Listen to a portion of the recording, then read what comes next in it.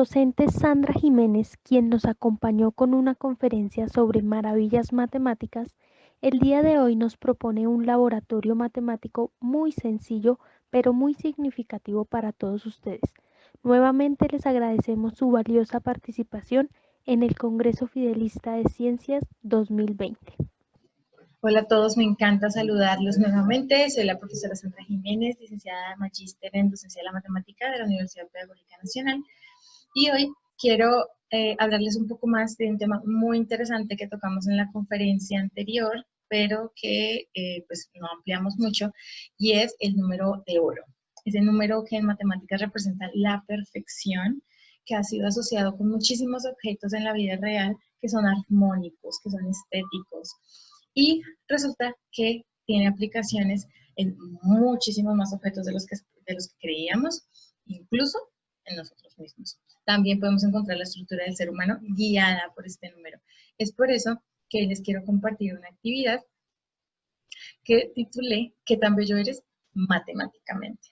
¿Listo? Alejándonos de los estereotipos de belleza actuales, vamos a hacerlo desde las matemáticas. Entonces, para eso les doy un poquito de contexto. Resulta que los griegos eran excelentes en geometría, en las ciencias en general, y desde la matemática trabajaron mucho la geometría. En la geometría estaban estudiando las propiedades de un rectángulo en el cual, al tener los lados A y B y se cumplía esta proporción que vemos acá, en la cual el lado mayor que es A lo divide en el lado menor que es B, y eso debe ser igual, recordemos que esto es tema de proporciones, a la suma de A y B dividido el lado mayor que es A. Cuando se cumple esa proporción, tendríamos el número phi. Ese sería un rectángulo áureo y se considera que este número está, o se ha descubierto que este número está presente en muchísimos elementos reales, vivos y no vivos en el mundo, en el universo entero. Entonces, por eso se le ha dado este nivel de importancia que es llamarlo número de oro. Este valor es aproximadamente 1.62, teniendo en cuenta el redondeo en 18, 1.62, o el otro podemos manejar simplemente como 1.6. Este es un número irracional, así que es un número con infinitos decimales que no se pueden predecir, no tienen un patrón de repetición, por lo cual vamos a manejar sus primeros 3 o 2 decimales. ¿Listo? Puede ser 1.61, 1.62 o 1.6. Ese número es el que vamos a tener en cuenta de aquí en adelante. En este rectángulo áureo es donde se construye la famosa espiral que les mostraba en la conferencia anterior. Esa espiral la podemos ver aquí en este cuadrito de la mitad. Entonces, un rectángulo en el cual podemos construir la espiral áurea. ¿Áurea por qué? Porque se construye a partir de la proporción que vimos en la diapositiva anterior.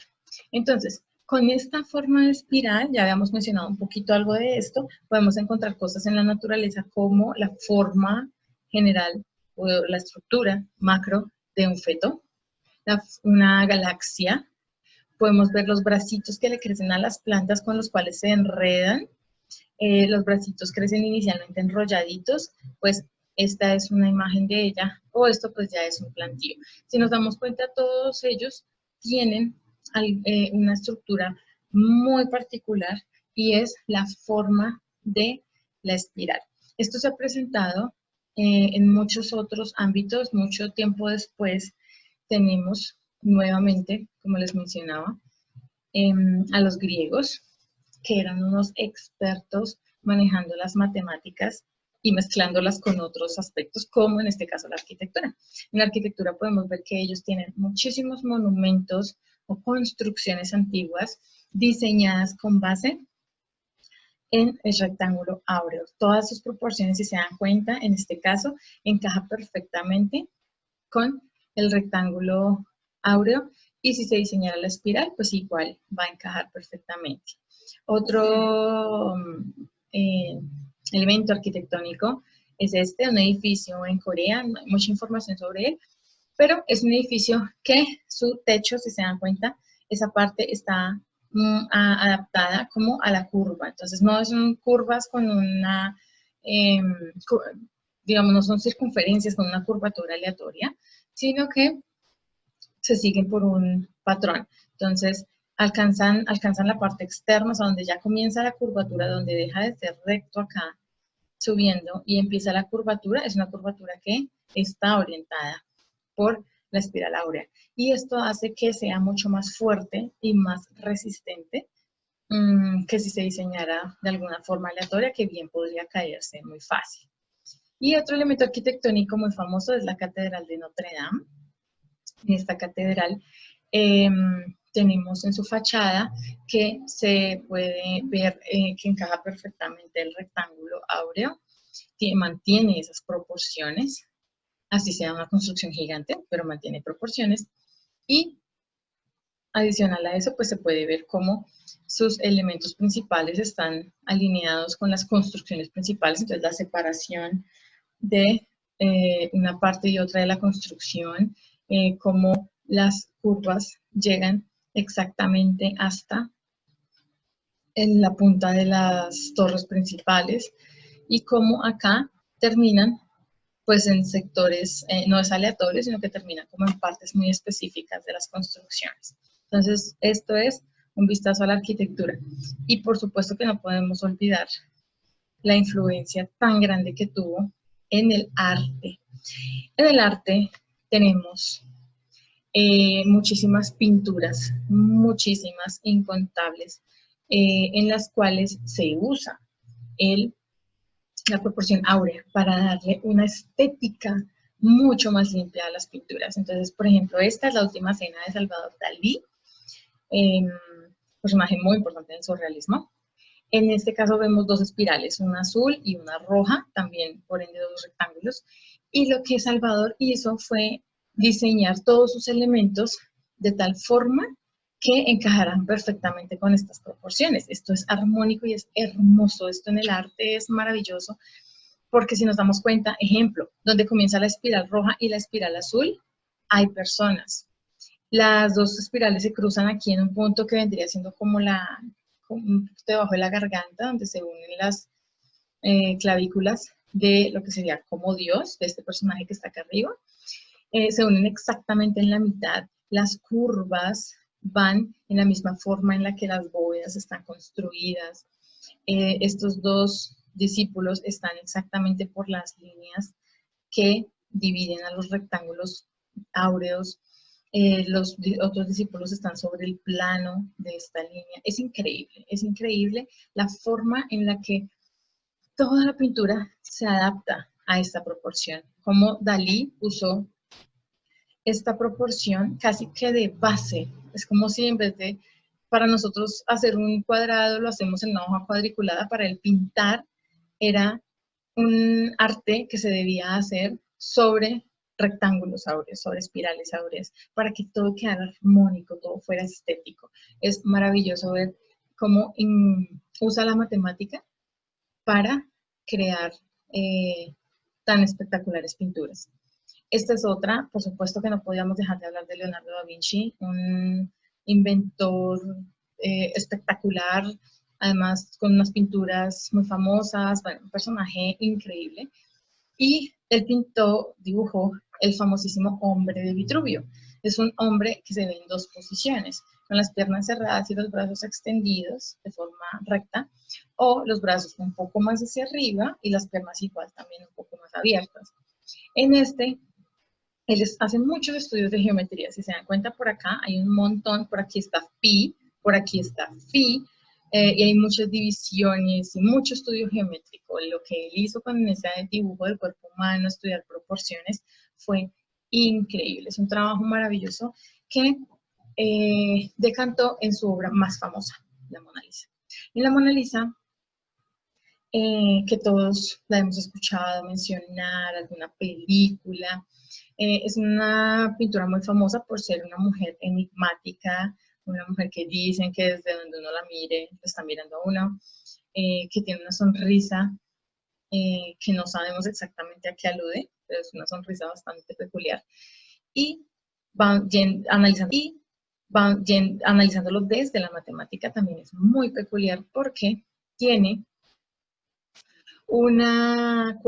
tiene un encuadre perfecto con un rectángulo áureo desde el plano donde está su brazo, pasando por este borde de su cabeza y aquí que cubre el brazo, como por donde baja el brazo, la espalda. Entonces tiene aquí un encuadre con el rectángulo áureo y además se dibujó la espiral. Si se dan cuenta, la espiral también es muy armónica en cómo envuelve los elementos principales de esta mujer, porque empieza desde la punta de la nariz, alcanza a abarcar la barbilla, o sea, es como el siguiente punto importante. Otro punto que es muy importante en el rostro humano es la punta de la cabeza, o sea, la parte superior de la cabeza, baja por contra su hombro y termina en la muñeca, termina en esta parte de acá. Y esto hace que se tomen las principales partes del rostro humano. Este es un estudio, a esta pintura en particular y al hombre de Vitruvio se le han hecho muchos estudios matemáticos que muestran que hay mucha armonía ahí. Y bueno, todo esto era un contexto para algo que los va a sorprender un montón. Resulta que esto también se puede aplicar a las personas. ¿Cómo así? Es decir, hay gente guapa, pero no es guapa porque a nuestros ojos sean guapos, o es porque son guapos desde las matemáticas. Bueno, está muy relacionado. Realmente las personas que nos parecen más atractivas físicamente, digamos, en su cara, es porque tienen mucha simetría, tienen muchas proporciones, pero pues nosotros no lo vemos así. El cerebro lo que hace es tomar medidas rápidamente, procesar y juzgar, ok, esta persona es atractiva porque es muy simétrica. El cerebro entiende que lo es porque es muy simétrica, porque tiene muy buenas proporciones, pero a nuestros ojos simplemente decimos, no, es bonita, ya. O sea, como que tenemos algo interno que nos dice, esta persona es bonita, esta no tanto. En el caso de estas celebridades que conocemos, Brad Pitt y Britney Spears, son dos personas que se caracterizan por tener rostros muy armónicos, muy bonitos, pero esto tiene una explicación matemática, ¿listo? Vamos a alejarnos como de las concepciones que tenemos de guapo o no guapo. Ellos dos acá tienen un montón de medidas. En el caso de Brad Pitt, acá se puede ver cómo se coloca el rectángulo, encuadra perfectamente con los bordes y lo que les decía, la parte superior de la cabeza y la parte inferior en la barbilla. Se pueden hacer divisiones con las cejas o una medida que se usa mucho es hacia la mitad de los ojos, o sea, como donde se juntan los párpados.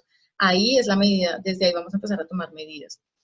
Y él tiene pues acá unas proporciones con su nariz, con sus labios, unas proporciones muy exactas y eso hace que su rostro sea muy armónico, muy bello matemáticamente, aunque también lo es no matemáticamente. Y Britney Spears, igual, aquí no se muestran las proporciones, pero me gusta esta imagen para que veamos que hay muchas medidas que están tomando acá. Si se dan cuenta, acá hay un 4 centímetros, es el mismo 4 centímetros de acá. Estos 6.5 centímetros que son desde una parte interna del ojo hasta la otra unión del otro ojo, también debería ser la altura de la nariz a la barbilla. Hay otras medidas acá muy importantes, este 20 y este 12, son medidas promedio de lo que mide el largo o la altura completa de la cabeza y de la mitad de los ojos hacia la barbilla. Estos son demostraciones de que las medidas de nuestro rostro realmente están asociadas a belleza matemática, porque belleza se asocia a razones o a proporciones muy bien hechas en nuestro rostro. Entonces, bueno, es el turno de jugar y mirar a ver quién es guapo matemáticamente hablando. ¿Listo? Entonces, ¿cómo vamos a hacer? Aquí les voy a pedir el favor que consigan una regla o un metro de los que se usan para medir ropa, para medir telas, bueno, una regla normal del colegio. Lo importante es que tenga cómo tomar medidas en centímetros. Listo, vamos a trabajar esto en centímetros porque son medidas pues muy comunes en el rostro. Listo, aquí no es necesario medir en metros y pues milímetros ya sería mucho. Con centímetros está bien. Entonces, ¿qué vamos a hacer? Hay diferentes medidas que se pueden tomar en el rostro. La idea es, todas estas tres por aparte son diferentes, ¿vale? Entonces, aquí pueden ir pausando el video cuando quieran para ir tomando medidas e ir anotando. Una medida es tomar todo el largo de la cabeza o la altura de la cabeza y dividirla entre el ancho de la cabeza. Por eso acá tengo las imágenes con las letras A y B. Siempre será A dividido B. ¿Listo? Siempre ese es el orden para que sea el mayor dividido el menor. Esa medida la anotan. Otra es, por ejemplo, de la mitad de los ojos hasta la parte de arriba de la cabeza y lo dividen entre, también desde la mitad de los ojos, pero hasta donde comienza el cabello. Recuerden no colocar la regla por completo contra la frente, sino derecha. Todas las medidas deben ser derechas, ¿listo? Entonces ahí sería bueno que se ayudaran de alguien para mirar más o menos dónde quedan las medidas. Y esta otra es desde la mitad de los ojos hasta la barbilla. Ojo, no pongan la regla en diagonal, siempre derecha, son las menores distancias. Y desde la punta de la nariz hasta la barbilla. Esas dos medidas las dividen. ¿Qué es lo que va a pasar? ¿Qué queremos encontrar? Pues que cuando dividan eso, debe ser aproximadamente 1.6 o 1.68. 618. Este número, que es el número de oro, es el que queremos encontrar en nuestro rostro. Entre más cercanos sean nuestras divisiones de las que vimos antes, entre más cercanas sean a 1.618, es nuestro rostro más bello matemáticamente. Estamos más cerca de tener proporciones armónicas, de ser armónicas como la Mona Lisa. ¿Listo? Entonces, ese es el truco, ese es la actividad que quiero que ustedes hagan. Acá hay otras medidas, también ustedes las pueden aplicar. Ahí en la parte de abajo también les explico, digamos como en palabras, cuál es esa medida. Entonces tenemos en la primera de la mitad de los ojos hasta donde comienza el cabello y luego de la mitad de los ojos hasta lo que sería la punta de la nariz. Esa medida también debe dar 1.6. Lo mismo con las otras dos que aparecen acá. Entonces, como les digo, pueden ir pausando el video, mirando el dibujo y revisando cuáles son las medidas que hay que tomar. Y nos dejan saber, porfa, le cuentan a sus profes, le comparten a la comunidad, en la emisora, cómo les fue, qué tal ese ejercicio de mirar, no, mi cara resultó ser muy bella matemáticamente, tengo buenas medidas, tengo buenas proporciones, o no, fue chistoso porque estaba con mis amigos y resulta, o con mis hermanos en mi casa, y resulta que a uno de ellos no le dio 1.6, sino le dio 1.4, entonces fue muy chistoso porque no cumple las proporciones. Entonces, eso es lo que quiero que nos cuenten, a ver cómo les fue. Y por último, esto no solamente pasa en el rostro. Cuéntanos de tu rostro, qué pasó, cómo les fue. Y además, resulta que en el cuerpo también hay. En este les tengo 3 retos también. Uno de ellos es, toman el brazo, que es aquí, esta primera imagen, y miden desde el codo hasta la punta de los dedos, bueno, no, aquí hasta la muñeca, y luego de la muñeca a la punta de los dedos. Esa división también debe dar 1.6. Da menos, da más, pilas, midan bien, no le vayan a decir a nadie que es feo matemáticamente si midieron mal. Hay otra también que ya es usando el cuerpo entero, entonces aquí es la altura total de la persona, ese es el A, siempre lo llamaré A y B para que les quede más fácil. La altura total de la persona es A y lo van a dividir entre la medida que hay desde el ombligo hasta los pies.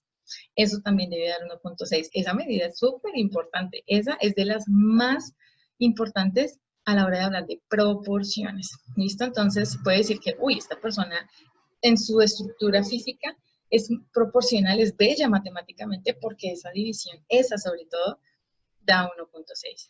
Y otra también, como para curiosear más, es desde la cintura hasta los pies, dividido desde la rodilla hasta los pies. Se van a divertir un montón, mídanlo bien, tomen nota de los números, con ayuda de una calculadora hagan la división con su celular y entre más proporciones se encuentren, van a ver que es más divertido buscar estas medidas y tratar de verificar qué tan bellos son matemáticamente, que es nuestro foco en nuestra asignatura de matemáticas y en esta semana de la ciencia. ¿Listo? Espero que se diviertan mucho con la actividad, que les guste y nos dejan saber cómo les fue, ¿vale? Excelente día. Chao.